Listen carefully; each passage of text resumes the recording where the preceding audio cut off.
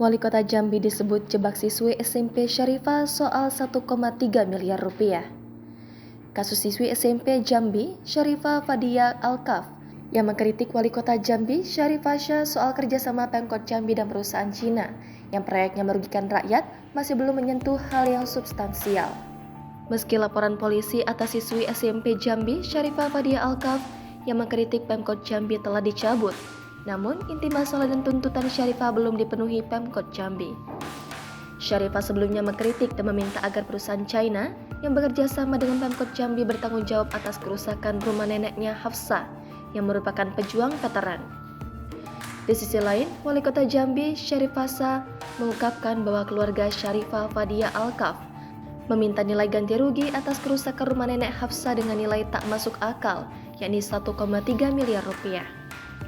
Akun Twitter @partaisosmed membongkar fakta bahwa Pemkot Jambi melalui Wali Kota Jambi, Syarifah Shah menjebak keluarga Syarifah Fadia Alkaf sehingga angka 1,3 miliar rupiah untuk ganti rugi muncul. Angka itu juga digunakan Pemkot Jambi sebagai fitnah bahwa keluarga Syarifah meminta besaran ganti rugi sebesar itu, padahal tidak. Selain itu, terungkap juga bahwa Syarifah sudah cukup lama diincar Pemkot Jambi untuk dipolisikan karena semua tuntutan dan kritikannya.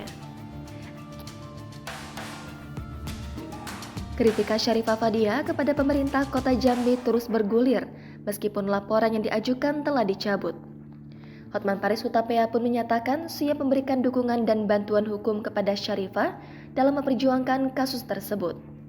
Setelah menyimak kasus Syarifah Fadia, Hotman Paris menilai siswi SMP sangat dewasa berjuang membela neneknya.